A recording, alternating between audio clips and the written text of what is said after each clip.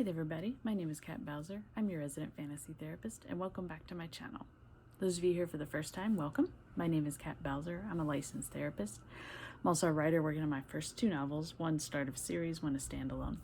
And on my channel, I like to talk about what I consider to be the heart of writing.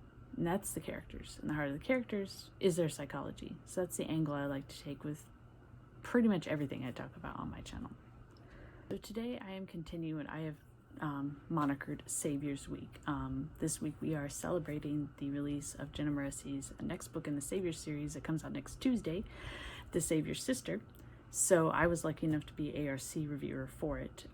You guys can find my review for it on my channel. I put it up on Monday. And so I wanted to take the rest of this week and just kind of talk about some of the elements that I saw in it that I like, why I like them, and kind of how they apply to maybe your own writing or your own reading experience. So, yesterday we talked about strong female characters. Today I want to talk about the love interest.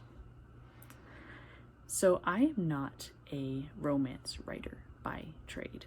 I don't dislike it.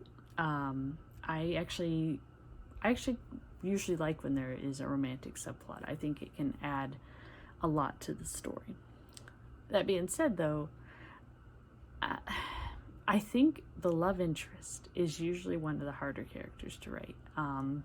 It's usually the character within a story that I am most likely to have an issue with.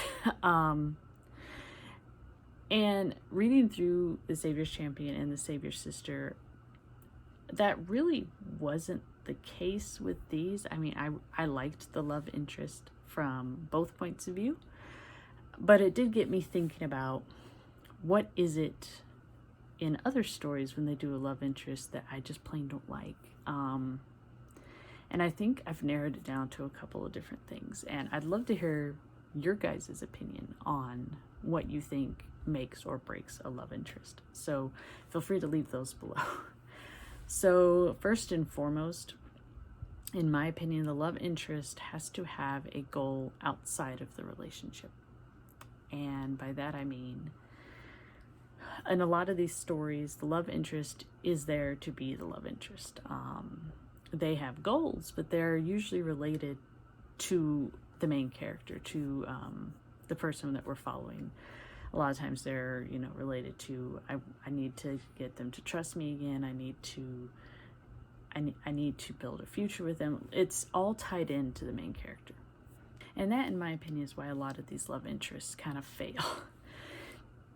Because if you take an actual relationship, like a real relationship, you usually have two separate goals. You have the relationship goals, which are the goals that you build on together. And then you have the individual goals, which are goals that you have outside of your relationship with this other person. And one of the reasons I think this props up as a problem is because a lot of the times the love interest personality is lacking. I consider this to be an issue with character design and character development, in that, in my opinion, all characters need to be developed fully, even if they're not going to be the main character. They need their own interests, they need their own goals, they need their own hobbies, because it makes them feel more fleshed out. It makes them feel more real. And I think the more you know about the characters you're writing, the easier it is to write certain aspects of a relationship, because it's easier for you to picture how they would react. Now, piggybacking off on that, something that I think doesn't happen as much in stories, and I really actually think it needs to happen more, is when couples have disagreements. I stress the word disagreements. Fighting is something I see a lot in romance and stories with romantic subplots. I see that so often, where the characters just go off on each other, they don't listen to each other, and it's just an all-out verbal brawl. That's not what I'm talking about here. I'm talking about disagreements, which is where you have a topic or a situation where both sides have a different viewpoint and they don't agree with each other. The difference between a disagreement and a fight is that in a disagreement, you still have communication. You still talk to each other. You still listen. And this is where kind of the therapist in me comes in. A general statement we have in therapy is as soon as someone starts yelling, conversation's over. Because you're no longer listening. So in a disagreement, you would have each side kind of stating their viewpoint, why it's important to them, listen to the other side, and come to a compromise of some sort. And I think I'd like to see more of that in stories. Like I said, I see the fighting a lot, which I'm not saying that if your couple fights, they're a horrible relationship. No, couples fight. But I think the important aspect is to emphasize that the fights are rare and not a commonplace thing. And jumping off of that, one thing I see a lot in stories, and it does pop up in the Savior's Sister and the Savior's Champion, and I'm not hugely fond of it, but it doesn't ruin it. That's the miscommunication. I mean, I think the reason this shows up in so many movies and so many stories is this is a common problem that a lot of couples have, is miscommunication. Speaking as a therapist, most of the time, couples that I see, probably 90% of the time, their issues boil down to miscommunication. They boil down to not actively listening to each other. They boil down to not being unwilling to hear another viewpoint. And I think that's why, like I said, they pop up in media a lot, because it's something that a lot of people see and a lot of people relate to. I guess for me, I would love to see a couple that doesn't fall into this trap, that understands the importance of listening and just having good communication skills. Now, like I said, this doesn't ruin books for me, because I understand why they're there. I just would like to see more of an expansion, I guess, into other options for love interest. Last point, and this is probably one I think is most prevalent for me, is the love interest and the main character need to be friends before they're necessarily lovers.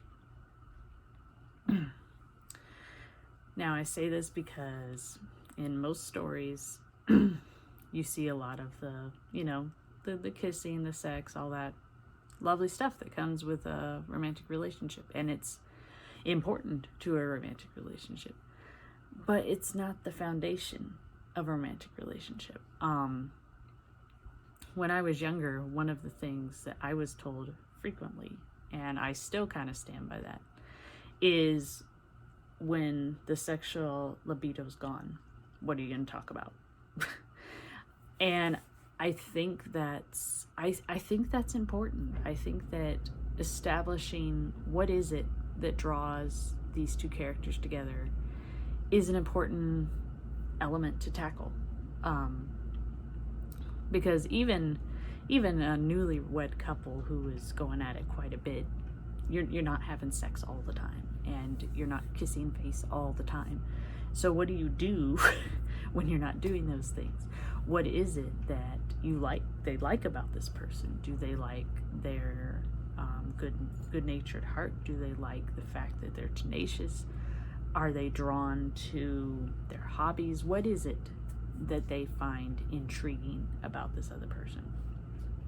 And I do think Savior's Sister and Savior's Champion do this pretty well.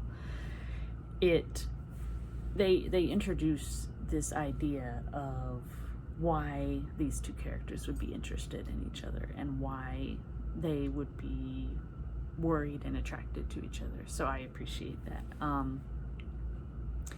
One thing to keep in mind, I think a lot of times people like to cite the old saying, opposites attract.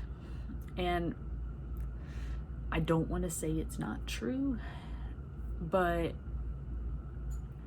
you have to have some things in common to really be compatible. If you're like opposite on everything, you're gonna clash and argue a lot. But if you have similar interests or likes, and there's just a few things that you have different viewpoints on, but they're things that you guys can come to a compromise on, then you can probably have a stronger relationship. So the opposites attract is not necessarily true. It could be true. I don't ever want to say it could not be true, but it's more, you're more likely to have more luck if you're similar. Not the same, but similar. So that's just my little dig into the love interest. Like I said, I am not a romance writer by trade. You will occasionally see a romantic subplot in my stories, but it's just not my favorite thing to write, so it doesn't pop up the most. But I would love to hear your guys' thoughts on this topic. Please leave them below, as well as any suggestions you might have. As I said, this week I'm gonna put up a video every day because we're celebrating Jenna's release of her new book.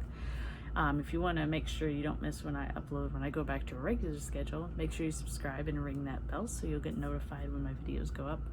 On a regular schedule, I usually do one in the beginning of the week, one at the end of the week. And so with that being said, I will see you guys tomorrow with the next video. And until then, stay safe. Have a good one.